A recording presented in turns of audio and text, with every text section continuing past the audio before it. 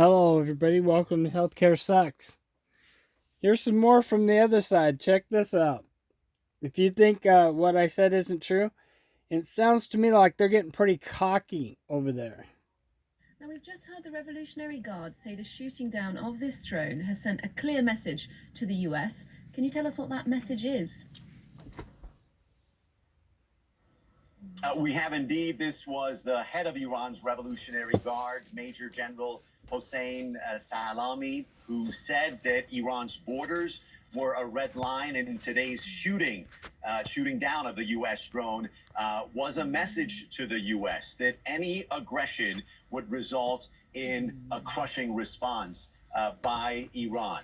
Major General Salami also stating that Iran is prepared for war, but perhaps more importantly, the senior military official saying Iran does not want war, which is a statement that U.S. officials have uttered as well. A little bit more detail about what happened this morning.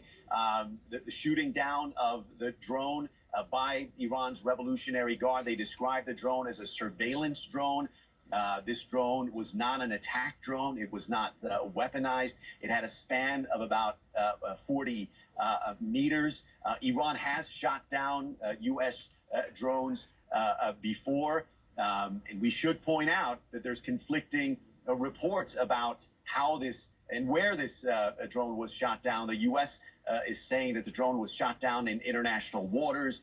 Iran saying that the drone was shot down over Iranian territory. So all of this, of course, coming amid heightened tensions between the U.S. And Iran of several days ago. It'll be interesting to find out exactly, if we do ever get to find out, where it was shot down at. I guess if it was over the sea, most likely they would not be finding pieces unless it was close to shore. But if they were to, let's just say, show a bunch of the wreckage, then maybe it would be over their land. But with that being said, they're still getting pretty cocky for, they're thinking they want to butt heads. It sounds to me like the two bulls are getting ready to butt heads, and we know who's going to come out on top of that. Because the U.S. does not mess. Of course, a number of oil tankers were attacked. The U.S. claiming it was Iran. Iran still firmly denying that. And we mentioned the recent incidents in the Strait of Hormuz. That's an extremely important energy route. About a fifth of the world's oil passes through there. Can you tell us about some of the international interests at stake and Iranian interests too? Yeah, you stated the interest. About a fifth of the world's oil supply moves through this very narrow strait that's about 30 kilometers in width.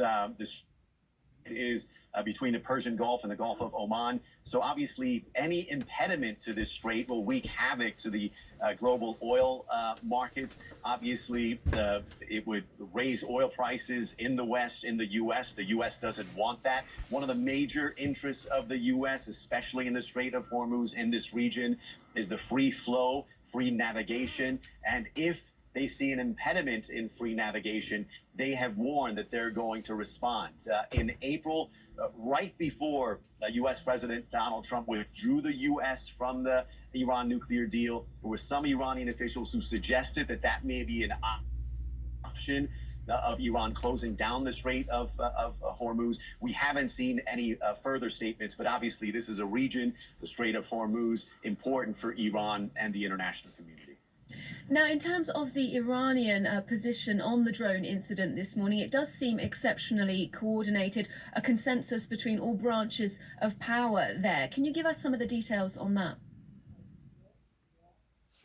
Yeah, the consensus has been in place for a number of months, ever since U.S. President Donald Trump came into power, threatened to pull the U.S. Out of the Iran nuclear deal, and eventually doing so. All political factions, moderate fundamentalist principles, have been united in responding to the maximum pressure campaign from Washington in this instance as well. And it just highlights that when Iran's security is at stake, both moderates and fundamentalists here in Iran, who have very serious differences, all unite in response to this pressure.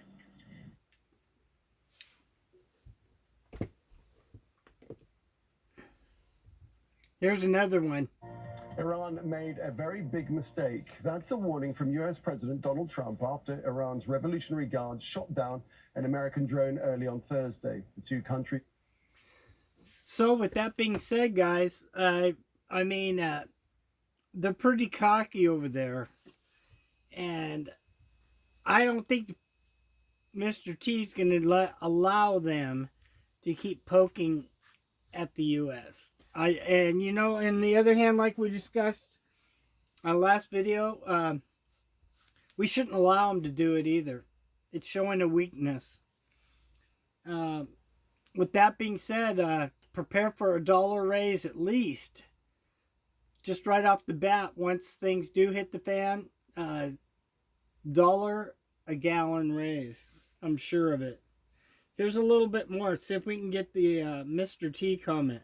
Disputing exactly where it happened. The United States says a surface-to-air missile fired at the unmanned aircraft in international airspace over the Strait of Hormuz. It's believed the drone was being used for high-altitude surveillance, but Tehran says the incident took place within its territory. The Revolutionary Guard says it intercepted the drone when it violated Iranian airspace in Hormuzgan province. Let's go straight to our White House correspondent, Kimberly Halkett, who joins us live now from Washington, D.C. And we have reaction, Kimberly, from the president. Yeah, after days of the president almost downplaying the escalating tensions between the United States and Iran, we've had in the last hour reaction to the downing of that surveillance aircraft, the U.S. surveillance aircraft. The president taking to Twitter, very short tweet, but very strong in terms of the message. Iran made a very big mistake, offering no. I'd like to comment on that. Yeah, they made a major mistake, guys. This was something they should have backed away from.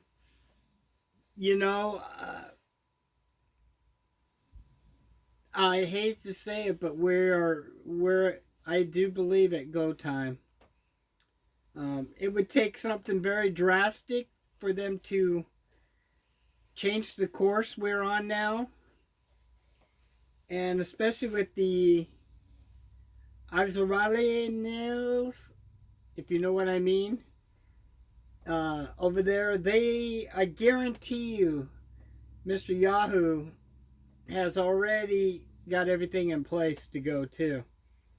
So I would not be surprised if at this point we just give him a little slap back with the preparation for a full-fledged take out everything that could be a threat, assessed a threat to us. And if we do that, again, I commented last time, that's why he was at the meeting with the Queen last week. So with that, we'll tune in for another second, and then I'm going to tune out.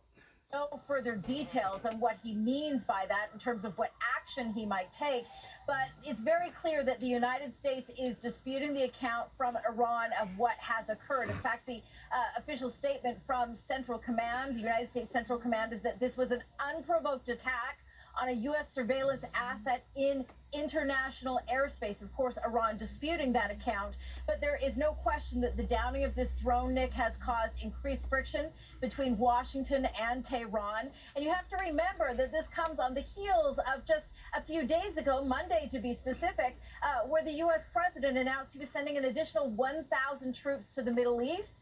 And then follows, of course, last week, we were widely reporting the incident that took place with regard to the attack on those two tankers, which the United States says, according to their intelligence, very grainy video, was the result of actions by Iran. So there's no question that there is increased friction between the two countries taking place. We are expecting the U.S. president to speak in the Oval Office with the Canadian Prime Minister in a couple of hours, and we expect at that time that he will elaborate further on this tweet where he is pointing the finger at Iran right now, saying Iran has made...